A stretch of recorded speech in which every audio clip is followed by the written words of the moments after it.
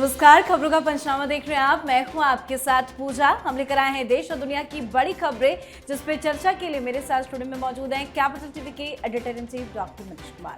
Doctor साहब, बहुत बहुत स्वागत है आपका। धन्यवाद। सबसे पहले नजर हेडलाइंस पर। गाजा में आतंक का अंत, शुरू हुई बंधकों की रिहाई, युद्ध विराम पर गदगद नेतन्याहू, ट्रंप को दिया इजराइल का सर्वोच्च सम्मान। हाफिज सईद के गढ़ मुरीदके में भारी बवाल, टीएलपी और सेना के बीच झड़प, सुरक्षा बलों ने मचाया कत्लेआम, टीएलपी कार्यकर्ताओं को गोलियों से भुना, 280 की मौत, हजारों घायल। बिहार चुनाव से पहले लालू परिवार को बड़ा झटका, आईआरसीटीसी मामले में कोर्ट का आया बड़ा फैसला, लालू, राबड़ी और तेजस्वी यादव के खिलाफ कोर्ट ने आरोप किए तय। महागठबंधन में सीट बंटवारे में देरी को लेकर कांग्रेस पार्टी में असंतोष, तो प्रशांत किशोर ने 65 और सीटों पर खोले अपने पत्ते। जनशक्ति जनता दल ने भी जारी की लिस्ट, कई बड़े चेहरे बीजेपी में शामिल। राहुल गांधी को कोर्ट का बड़ा झटका, वोट चोरी वाले आरोपों से जुड़ी याचिका सुप्रीम कोर्ट ने की खारिज, तो पीएम मोदी की मां पर टिप्पणी मामले में कोर्ट ने भेज दिया समन।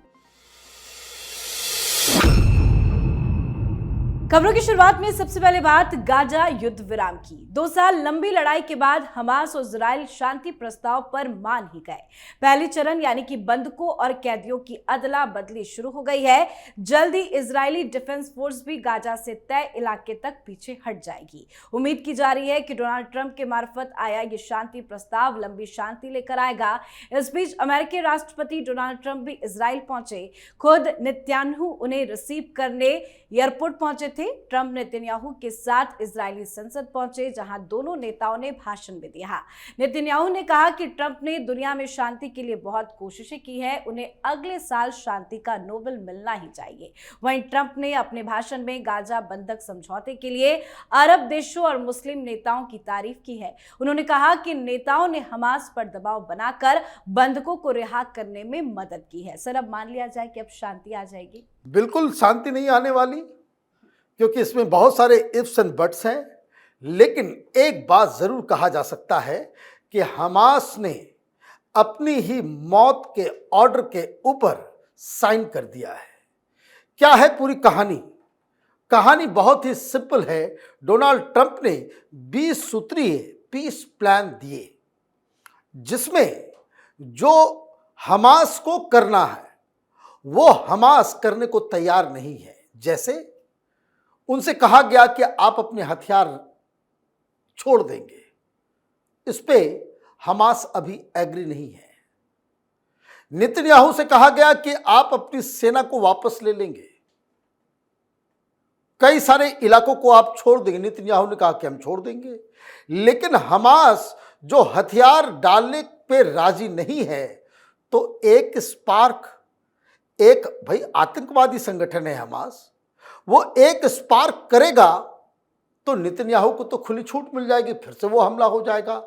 इसलिए कोई परमानेंट सेटलमेंट, परमानेंट पीस तभी आएगा जब हमास को पूरी तरीके से गाजा से बाहर किया जाए।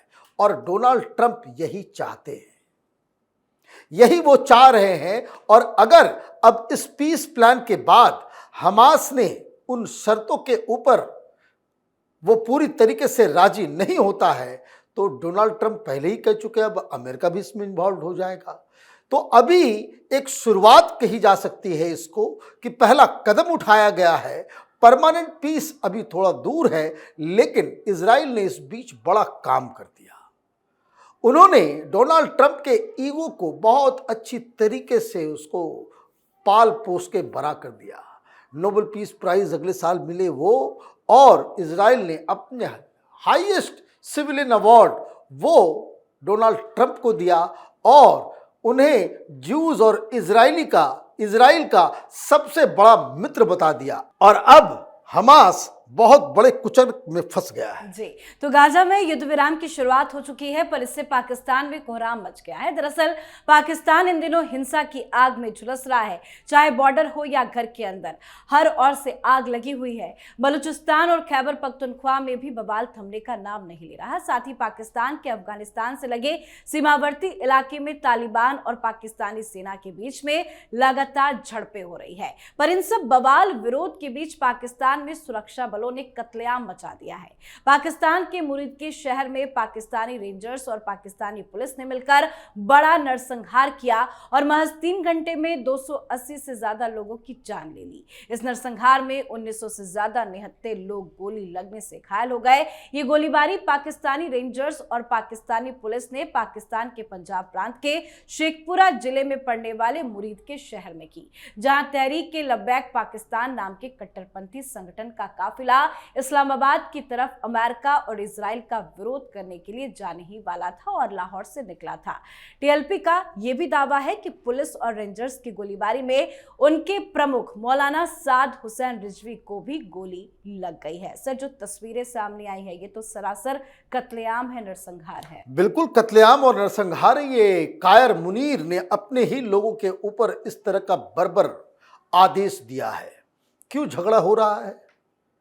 ये टीएलपी वाले ये सवाल पूछ रहे हैं जिसका जवाब मुनीर नहीं दे रहा।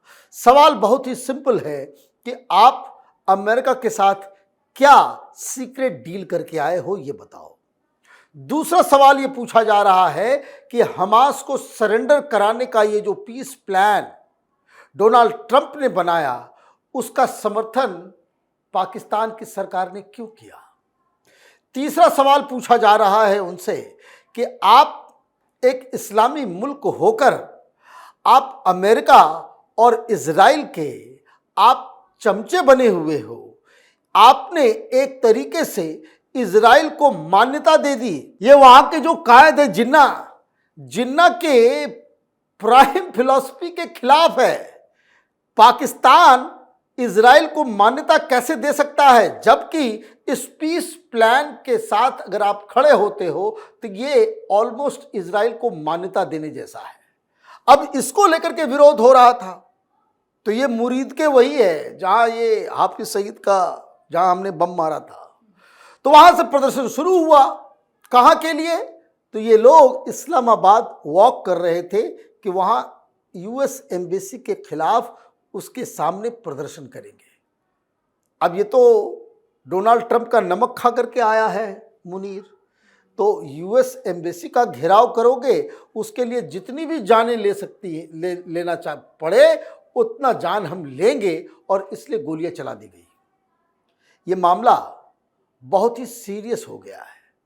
ऑलरेडी बलूचिस्तान में आग लगा हुआ है, खैबर पख्तूनख्वा में आग लगा हुआ है, और अब पंजाब के अंदर ये तहरीके लब्बैक पाकिस्तान टीएलपी, उनके कारकुनों को जो इस तरह से मैसेकर किया गया है, इसका रेमिफिकेशन ऐसा होगा कि आने वाले समय में पाकिस्तान एक मुल्क रह पाए, या पाकिस्तान की सेना या पाकिस्तान की सरकार का इकबाल बच पाए, ये बिल्कुल नामुमकिन सा दिख रहा है। जी, अब बात बिहार चुनाव से पहले लालू परिवार को लगे बड़े झटके की।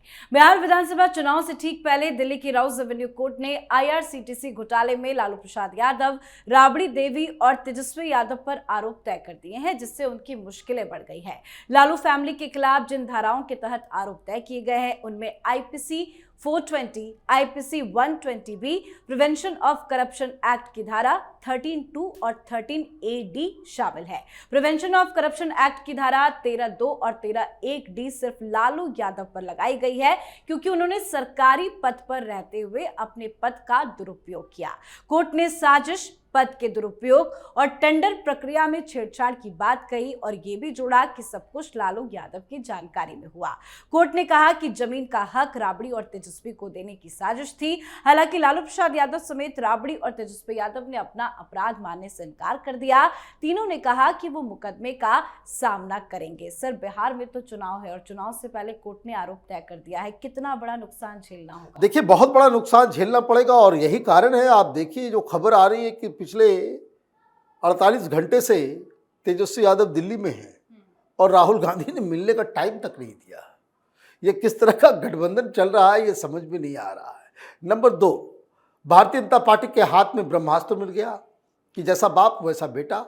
बाप जेल गया चारा घोटाले में और ये IRCTC स्कैम में जो वो जाएंगे। अब तरह तरह की थ्योरी दी जा रही है, अरे वो तो बच्चा था उस समय, नाबालिग था, कैसे। अरे भाई, कोर्ट ने क्या कहा? कोर्ट ने कहा कि सबूतों का अंबार लगा दिया है CBI ने। चेक भी साइन किए हुए तेजस्वी यादव, नाबालिग थे होंगे, चेक साइन कर रहे हो। फर्जी जो जमीन जो लिया जा रहा है उसमें जिस कंपनी को जमीन दी जा रही है उसके आप डायरेक्टर हो, आप बचोगे कैसे? आप बच ही नहीं सकते। सबूत के सामने पॉलिटिकल बकवास वो चलता नहीं है कोर्ट में। केजरीवाल ने क्या क्या बहाने किए, अंततोगत्वा क्या हुआ? हुआ वही जो कागज कहता है, कोर्ट में सबूत चलता है। आप ये कह दो कि जिस कंपनी के डायरेक्टर थे उसको जमीन नहीं मिला, आप साबित कर दिए होते तो आज चार्जशीट नहीं दायर होता, आरोप तय नहीं होते। अब यह आरोप तय हुआ है, इससे तेजस्वी यादव ये जो नौकरी दे दूंगा तो ये कर दूंगा वो कर दूंगा, इसके ऊपर बहुत बड़ा एक डेंट लगा है। As a leader Tejashwi Yadav के ऊपर ये जो लांछन लग गया है, अभी तो राजनीति में शुरुआत ही की है, अभी उम्र ही क्या हुआ है। और शुरू से ही आप अगर एक दागी नेता बन गए तब तो इससे उबर पाना बड़ा मुश्किल होगा। जी, तो चुनाव से पहले लालू परिवार को कोर्ट से बड़ा झटका लगा है। साथ ही चुनाव की सरगर्मी चरम पर है। एनडीए में सीट शेयरिंग के ऐलान के बाद अब हर किसी की निगाहें महागठबंधन में सीटों के फॉर्मूले पर है। आज दिल्ली में कई बैठकें हुई। महागठबंधन के अंदर सीटों का जो फॉर्मूला तय हुआ है उसके मुताबिक आरजेडी को सबसे बड़ा हिस्सा मिला है, यानी कि 134 सीटें, वहीं कांग्रेस को 54। हालांकि बताया यह भी जा रहा है कि सीटों के ऐलान में देरी को लेकर कांग्रेस पार्टी काफी ज्यादा नाराज है। साथ ही आज प्रशांत किशोर की जनसुराज की नई लिस्ट में 65 उम्मीदवार के नाम सामने आए। साथ ही जनशक्ति जनता दल ने भी 21 उम्मीदवारों का ऐलान कर दिया। महुआ से ही तेज प्रताप चुनाव लड़ेंगे।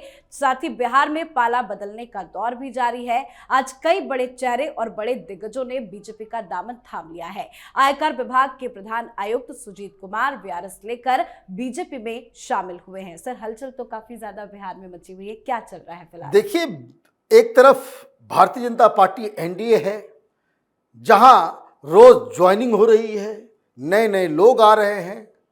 सुजीत कुमार वो आईटी में कमिश्नर थे, वो बीजेपी में शामिल हुए हैं। बताया जा रहा है कि वो गौरा बोराम से चुनाव लड़ेंगे, वो एक अलग कहानी है। साथ में उनके कुछ एक एक्स एमपी विपक्ष के खेमे से 2 एमएलए वो भी भारतीय जनता पार्टी में आ रहे हैं। तो जब चुनाव के समय इस तरीके से किसी पार्टी के साथ लोग ज्वाइन करते हैं तो उससे माहौल क्या बनता है ये तो समझ में आ जाता है।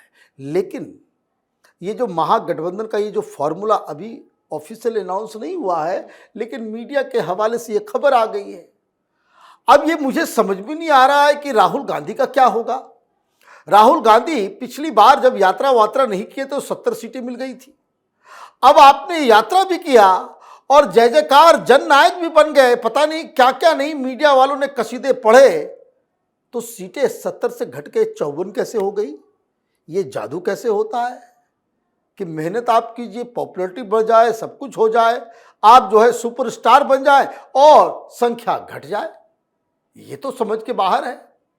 और दूसरी चीज जो सबसे इंपॉर्टेंट है वो ये कि जो आज तेज प्रताप यादव ने 21 सीटों के ऊपर जो घोषणा की है, ये आरजेडी के लिए बहुत मुश्किलों बड़ा एक चुनौती होने जा रहा है। क्योंकि जो लिस्ट आई है उसमें ज़्यादातर ऑलमोस्ट ऑल ये आरजेडी के ही ग्राउंड लीडर्स हैं जो तेजस्वी यादव से नाराज है। तो कहने का मतलब ये है कि एक तरफ महागठबंधन है जो अलग अलग टुकड़े में खेमेबाजी में बढ़ता हुआ नजर आ रहा है, दूसरी तरफ एनडीए है जहां मधुमक्खी की तरह लोग उस जीत वाली नाव में जो है वो जो धड़धड़ा करके जो आगे बढ़ रही है उस पर सवार होने की होड़ लगी है। जी, आज की आखिरी खबर में बात राहुल गांधी को कोर्ट से लगे डबल झटके की।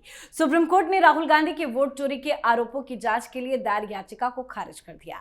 याचिका में राहुल के बयानों की जांच एसआईटी से कराने की मांग की गई थी, जिस पर जस्टिस सूर्यकांत और जस्टिस बागची की 2 सदस्यीय बेंच ने याचिका पर सुनवाई से इनकार करते हुए कहा कि इस मामले में याचिकाकर्ता को भारत निर्वाचन आयोग के पास जाना चाहिए। तो वहीं शेखपुरा जिले की स्थानीय न्यायालय ने पीएम नरेंद्र मोदी की स्वर्गवासी माता पर विवादित टिप्पणी को लेकर राहुल गांधी, तेजस्वी यादव और मुकेश सहनी के खिलाफ समन जारी करने का आदेश पारित कर दिया है। सर, ये तो डबल झटका कोर्ट से राहुल गांधी को लग गया। देखिए, राहुल गांधी पता नहीं क्या क्या अभी एक नया कांड करके आ गए पेरू से।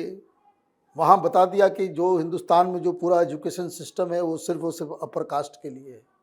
उनको ये दिखता नहीं कि एजुकेशन इंस्टीट्यूशन में हर जगह रिजर्वेशन का भी सिस्टम है। ये मुझे समझ में नहीं आता है। वो ये कह रहे हैं कि भाई साइंटिफिक टेम्पर गायब हो गया। दुनिया में सबसे ज़्यादा इंजीनियर, सबसे ज़्यादा डॉक्टर, सबसे ज़्यादा आईटी प्रोफेशनल हिंदुस्तान प्रोड्यूस कर रहा है, और ये महाराजा धीराज पेरू में जाकर के लोगों को बता रहे हैं कि हमारे एजुकेशन सिस्टम में पूरी तरीके से साइंटिफिक टेम्पर गायब है। इस तरह की बकवास करने की वजह से ये फंसते हैं। वोट चोरी का मसला लेकर के कि राहुल गांधी ने एटम बम फोड़ दिया है, सबूत दे दिए हैं, इसको लेकर के एक शख्स कोर्ट चला गया कि भाई लीडर ऑफ अपोजिशन ने तो कमाल कर दिया, इसके ऊपर एसआईटी की जांच होनी चाहिए। जज साहब ने डांट के भगा दिया कि ये सब तमाशा करना है, कहीं और जाओ, यहाँ पे ये सब सुनवाई नहीं होगी, ये पॉलिटिक्स करने के लिए सुप्रीम कोर्ट का इस्तेमाल मत करो। तो ये तो वो हो गया। शेखपुरा के अंदर, बिहार में एक डिस्ट्रिक्ट है शेखपुरा, शेखपुरा के अंदर वहाँ कोर्ट ने समन भेजा है इन तीनों को कि प्रधानमंत्री मोदी की स्वर्गवासी मां को जो इनके स्टेज से गाली दी गई, उस मामले में इनको समन किया गया है। समन इसलिए भी दिया गया है कि अगर इन नेताओं को जरा सा भी एक कहते कि एक साधारण कटसी होता तो घटनाओं के बाद ये एक ट्वीट के जरिए या भाषण के जरिए, अपने वक्तव्य के जरिए माफ़ी मांग ली होती या कह दिया होता कि भाई ये गलत हुआ है, जिन लोगों ने ये काम किया उसके ऊपर कोई एक्शन पार्टी में ले लिया होता तो मामला खत्म हो गया होता। लेकिन ये लोग तो होनहार लोग हैं, तेजस्वी यादव, राहुल गांधी, इन लोगों ने अपनी जमीन तो तैयार नहीं की, नहीं तो अपने बाप दादाओं के काम के ऊपर राजनीति करते हैं। इसलिए ये जो हनक है उस वजह से कोर्ट ने इन्हें समन भेजा। जी, बहुत बहुत धन्यवाद सर बातचीत के लिए। धन्यवाद। तो खबरों का पंचनामा में आज के लिए फिलहाल इतना ही। देश विदेश की बाकी खबरों और उनके सटीक एनालिसिस के लिए देखते रहिए कैपिटल टीवी। हमें लाइक कीजिए, शेयर कीजिए और कैपिटल टीवी को सब्सक्राइब कीजिए। नमस्कार।